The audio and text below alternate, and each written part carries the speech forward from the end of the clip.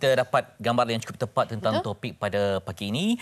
Dan kita nak bersama dengan mungkin Anim dapat perkenalkan yang pertama. Baik, saya perkenalkan Dr. Hilwa Abdullah Muhammad Noor, pensyarah Pusat Kajian Psikologi dan Kesejahteraan Manusia dari UKM. Assalamualaikum Doktor. Waalaikumsalam. Doktor, terima kasih bersama dengan kami dan juga tidak perlu lagi diperkenalkan. Kamal Effendi, pengelisa jenayah. Okey, lain sikit image untuk pagi ni. Ada perform ke lagi? Mana tahu ada sikit lah. Ada. Okey, terima kasih kalian berdua bersama-sama dengan kita. Pastinya ini satu topik yang bukan lagi ringan, bukan lagi perlu dipandang remeh. Sebab setengah macam bila dah berkali-kali kita bawakan tentang topik ini, mereka rasakan macam ala benda yang sama. Tapi setiap kali itu juga kes makin meningkat seperti mana statistik yang kita saksikan sebentar tadi. Mungkin doktor boleh mulakan sedikit dengan pengenalan awal berkaitan dengan bagaimana sebenarnya yang perlu kita fahami dengan lebih dalam lagi berkaitan dengan pedofilia. Alright, terima kasih banyak Nim dan Fitri. So kalau kita tengok intro tadi pun awareness tentang pedofilia pada penonton-penonton yang mereka interview tu kan. So itu sebenarnya satu indikator yang baik yang mana kita tahu rakyat, masyarakat kita, community kita, society kita semakin cakna dengan istilah pedofilia sebab cabaran kita the people in the profession ni adalah untuk meningkatkan kesedaran ataupun nak tahu sebenarnya apa nama ni membawa apa. So pedofilia tu kalau kata kita sekarang ni dengan kes yang dibincangkan waktu sekarang ini adalah suatu istilah yang diketahui umum lah. So kalau kita tengok pedofilia, dia adalah suatu kesedaran mental, salah satu kesedaran mental yang berada di bawah kesedaran parafilia. Parafilia ni, Anim, dia suka orang individu yang tertarik secara seksual kepada objek-objek. Okay, objek satu kalau fetish lah kan Cik Amal kan. Dan kalau kepada kanak-kanak itu yang dinamakan pedofilia. Sebab pedo adalah perkataan berasal daripada Greek. Pedo bermaksud kanak-kanak dan filia adalah a friendly love, a relationship. So itulah timbulnya istilah pedofilia dan individu yang mempunyai sexual orientation yang sebegini dia terbalik daripada normal individu. Itu yang kita boleh kategorikan mereka sebagai mempunyai mereka adalah pedofil lah. So dari segi istilah normal lah mereka betul. Ni mereka adalah normal dari segi itu. Okay, tapi itu sebab kalaulah ada simptom orang ni pedofilia senang tahu ya. Betul. Tapi orang ni memang tak nampak langsung dan hanya mungkin gerak kerjanya ataupun sejarah pencarian di internet saja yang menunjukkan dia ni cari apa untuk memuaskan nafsu. Baik Kamal, sering anda wawarkan tentang ruang dan peluang. Ya, sebab kita hidup di zaman bermasyarakat di laman sosial yang menunjukkan tentang kelahiran, tentang perkembangan anak. Tapi ramai orang yang menjadikan itu sebagai ruang untuk mereka mendapatkan mangsa. Dan bertambah kalau macam ada akaun sendiri ke, jadi dia cuba untuk bermula adalah permainan dia untuk mendapatkan kanak-kanak berkenaan. Setuju. Nombor satu, kalau dulu punya secara tradisional dia terpaksa mencari satu mangsa spesifik kepada mangsa tu, kemudian dia kena pujuk, kena rayu, kena apa misalnya jenis yang inilah flirtatious ni. Tapi sekarang tak perlu. Hanya tekan satu butang 10 orang mangsa. So dia macam tebal jala lah. Tebal jala kalau dapat satu okey lah. Kalau dulu segala daya usaha ni tumpu pada satu. Ambil masa katalah 2 minggu untuk lunturkan pertahanan kanak-kanak tu. Tapi sekarang ni dengan adanya platform ni jadi penjenayah juga dia tak buta IT, celik IT Jadi dia gunakan platform yang sama dan malangnya yang digunakan bukan setakat chat room yang fizikal kita nampak, tetapi juga ruang sembang misalnya dalam permainan ini juga diguna pakai. Cuma umum ni kadang-kadang sekolah kami berdua ni berbeza. Sekolah ni sekolah mental, okey. Bersubjeknya adalah mental, dia ni ada penyakit tetapi dia dalam bidang jenayah dia tidak melihat dia sebagai penyakit. Bidang jenayah melihat sama ada dia bertanggungjawab atau tidak. Sama ada dia ada buat persiapan, persediaan, percubaan Sebab itu bila tengok nombor yang angka yang tinggi tadi, bagi saya setuju apa tadi, usaha memang sentiasa dilakukan daripada 2001 sampai sekarang. Berterusan Jabatan Perkembangan Wanita, Kementerian Wanita ni khususkan bagi ini Saya sendiri terlibat. Minggu lepas dalam minggu ni kita baru launch satu lagi Jelajah Remaja Prihatin pasal address isu-isu macam inilah. Sebelum tu dalam town hall meeting dengan community kita buat juga. Sebab ada dua jenis kelompok sebenarnya kalau kita tengok cara kasar ni. Satu jenis yang suka serang hendap.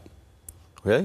Dia tunggu masuk, serang. Tak kisah, membujur lalu, melintang patah. Lepas apa yang ada. Hilang semua sekali. Second one, dia jenis yang memang dia tak tunggu masa. Dia suka namanya memikat. Kan? Jalan memikat tu yang seronok tu. Maknanya dia ada sasaran dia. Dia target.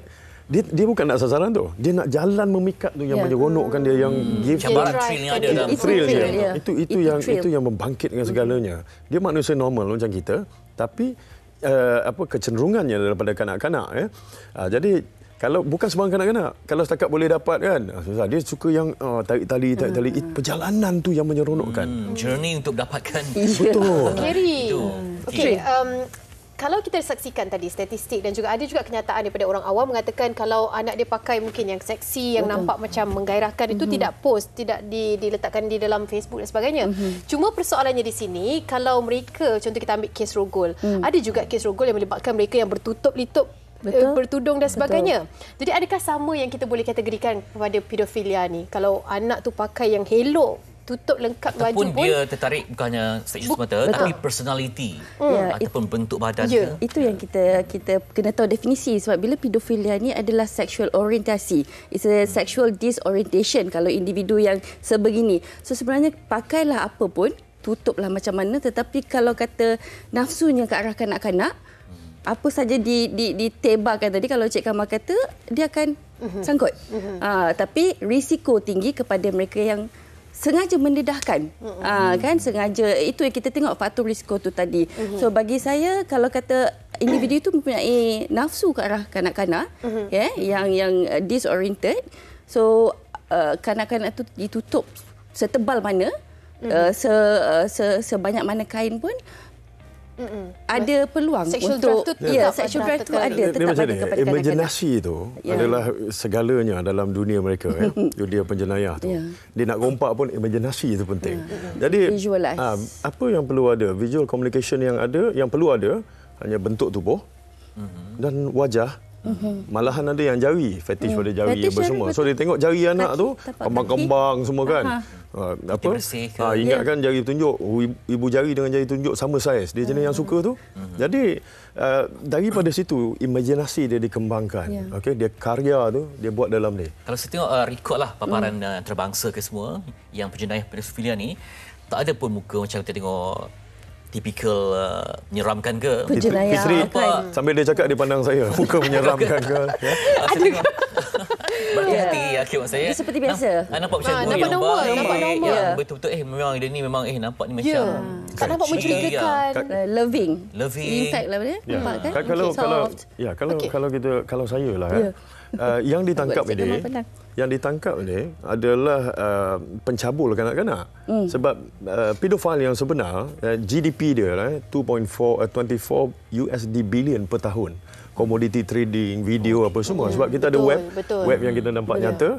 Kemudian kita nampak deep web, dark web bawah sana tu. Segala-galanya ada misalnya. Dan kita harus bersyukur di 11 Bukit Aman tu sangat-sangat cekap dalam kerjasama mereka. Baru ni dapat tangkap 2-3 minggu lepas.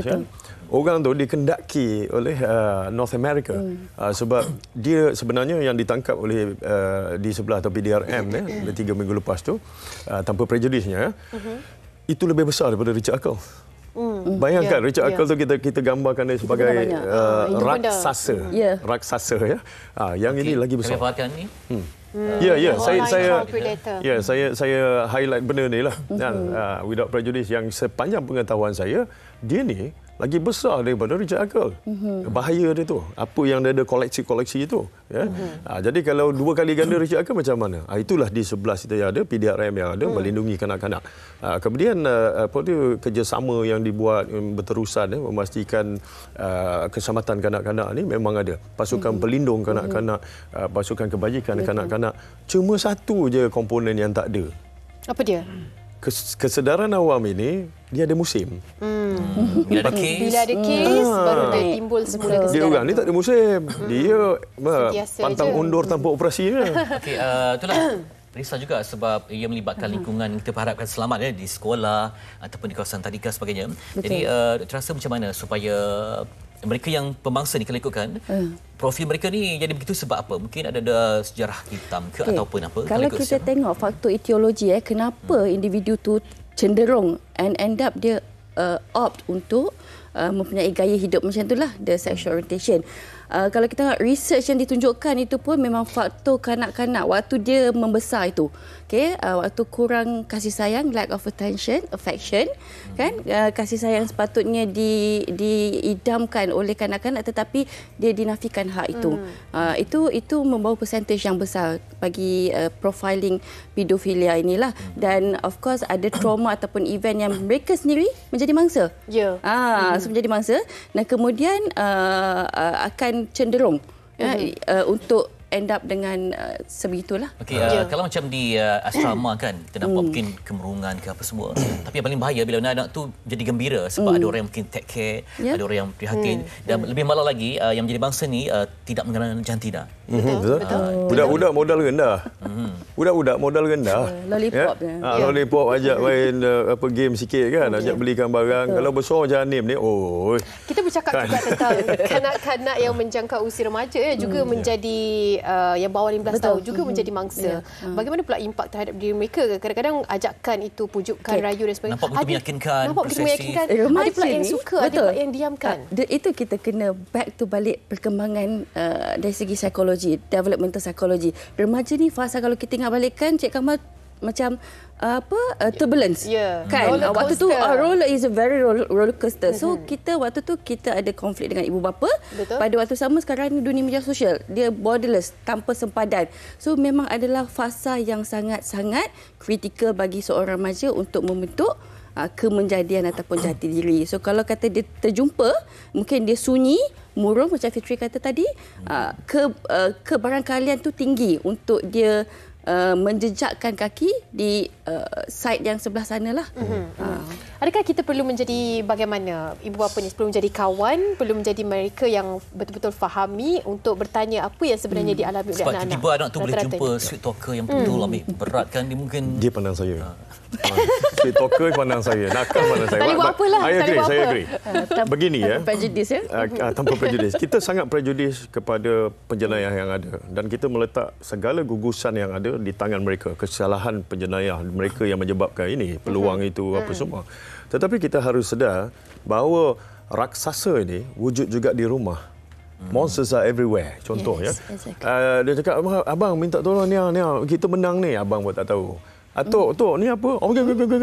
Kita nampak gajah ni depan mata tak nampak, kuman seberang laut kita nampak. Jadi sebenarnya itu yang saya kata tadi, kekurangan yang ada tu.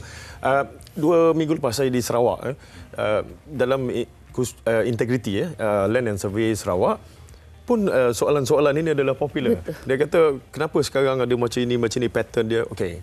Penjenayah evolve, kreatif. Mereka akan menggunakan apa saja props untuk meyakinkan masyarakat dan mangsa.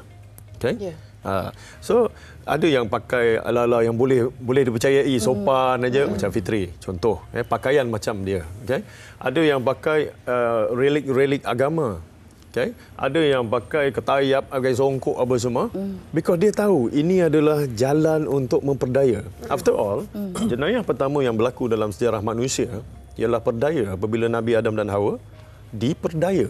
So sekarang ini scam juga. Dia scam tetapi scamnya dalam bentuk seksual. Jadi kita harus melihat ini dengan usaha-usaha yang berterusan dilakukan. Kalau perempuan, wanita dia boleh masuk skot wajah. Kemudian wanita dibuat ada. Kalau lelaki pun boleh juga masuk. Jadi kita sama-sama kena ke depanlah. Saya percaya yang kalau individu itu percayakan seseorang, itu yang jadi terpedaya. Jadi bagaimana untuk kita limitasikan kepercayaan anak-anak kita terhadap individu ataupun stranger? Bukan stranger sahaja, sebenarnya ahli keluarga pun boleh berpotensi menjadi si pemburu. Itu yang dirisaukan. Jadi untuk kita didik anak, percaya yang mana satu? Bagaimana? Dalam konteks kita sebut tentang pedofilia, dia agenda paling utama adalah sentuhan. Itu kita kena ajar sentuhan selamat. Berbalik dengan apa aspek pendidikan yang telah kita terapkan kepada anak-anak, sebagai ibu bapa kita kena ajar, kalau boleh kita educate anak itu. Sentuhan mana yang boleh, sentuhan mana yang tidak boleh, body parts mana yang boleh dan mana yang tidak boleh, dan siapa yang sebenarnya boleh sentuh adik ataupun anak kita. Kalau anak tu dapat acquire the first fact of dapat comprehend itu, dan insya-Allah dia akan tahu dia dah ada safeguard, kira satu pelindung tu insya-Allah dah ada. Kemudian sebab kita pun tak boleh nak sebab kita akan create bias. Kadang mungkin orang tu berpakaian yang tipikal penjenayah tetapi mungkin dia tidak. Tetapi kalau kita tak nak create that kind of bias kan, and di peringkat kanak-kanak tu itu tidak sihat sebab mereka perlukan semua basic social skills dan sebagainya. So berbalik kepada isu ini, bagi saya first thing dulu ajar sentuhan selamat. Begitu kita juga sama-sama berborak, educate. Dan kalau kata anda anak bercerita tentang kita, mama tadi kan ada orang ni dia bagi ni. So contoh ada orang komen di media sosial sebab kita mengambil konteks di media sosial kan. Mereka macam nak didik anak-anak untuk tunjukkan apa orang komen, apa orang DM. Asyik kena marah tapi ada orang puji melampau. Kalau dia rasa macam satu tarikan. Berbalik, kita berkomunikasi secara sihat, dua hala. Bukan saja komunikasi WhatsApp. Itu satu isu yang besar, Cik Kamal. Kadang kita ni tak bercakap dalam rumah. Semua benda kat WhatsApp. Itu semua WhatsApp. Makan pun. So, interpretation lain. Kalau kita tengah keadaan marah di office tapi kita balik anak nak perhatian, kita terus zas. So itu kita perlu perbaiki. So kita make friends with our children dan kita bukakan peluang untuk mereka, peluang yang selamat, dan kita bagi ruang yang selamat supaya mereka boleh bercerita dan kita sambut baik cerita tu. Jangan tanpa prejudice, sekali lagi jangan kita terus menghukum. Dah, jangan dengan ni, tak, kita dengar dan selami. Itu sebaiknya. Sebab yalah, kita pun nak upgrade kita punya kemahiran ibu bapa. Sesama penjenayah pun ada dia punya senjata. Dia pun mengkaji juga. Betul. Malah dia tengah tengok kot ini untuk kalau saya boleh tambah, ada benda yang kita tak boleh cakap dalam televisyen ya. Jadi untuk membantu dalam mengurus masalah tadi tu, sekarang ni pada setiap Rabu dan hari Sabtu, kempen Jelajah Remaja Prihatin ini dihaskan untuk kumpulan SASA ya. Ini inisiatif Menteri Wanita sendiri. Saya duduk majlis bagi kanak-kanak, bagi perlindungan kanak-kanak kebangsaan. Jadi setiap Rabu khas untuk golongan SASA kanak-kanak ni sendiri, sama ada tahap 1 yang sekolah rendah atau sekolah menengah. Ya, pada hari Sabtu adalah untuk komuniti. Kalau betul kita serius ni, saya seru yang di luar sana untuk tampil datang. Bila dengar aja yang ni, nampak muka Kamal Effendi, dialah tu. Ya. Saya jelajah Fitri, Sabah, Sarawak, sebab saya juga terima kasih pada MHI ya. Sebab acap kali kita buat, kita juga ada sumbangan kepada kejayaan-kejayaan ini. Juga kepada pendawaan ya. Tangkap aja barangkali tidak bermakna ya. Tetapi pendawaan yang berjaya yang dibuat oleh AGC ya, ini semua membantu kita menjadikan kawasan kita, Malaysia kita lebih selamat untuk kanak-kanak. Baik. Selamat tu adalah satu perjuangan yang perlu dipertahankan, sebab mungkin hari ini selamat, esok belum tentu lagi ya. Sebab akan muncul lagi, terutama kalau ada rangkaian sesama mereka yang menyerang ni, ada dark web lah, ada mungkin diskusi tertentu, terbimbang bercambah pula mereka yang akan merosakkan generasi ini. Baik, terima kasih kita ucapkan kepada Tuan Kamal Effendi, penganalisis jenayah kita. Jangan sering untuk datang lagi berkongsi nanti. Dr. Hilwa Abdullah Muhammad Nur, pencara Pusat Kajian Psikologi dan Kesejahteraan Manusia UKM. Terima kasih Doktor. Satu pandangan dan juga buah fikiran yang begitu bermakna sekali untuk kita semua, perkongsian pada hari ini. Dan jangan bila trend sahaja kita ada kecaknaan ini. Kita harapkan agar kesedaran ini terus diteruskan dalam kalangan keluarga kita, insya-Allah. Itu dia.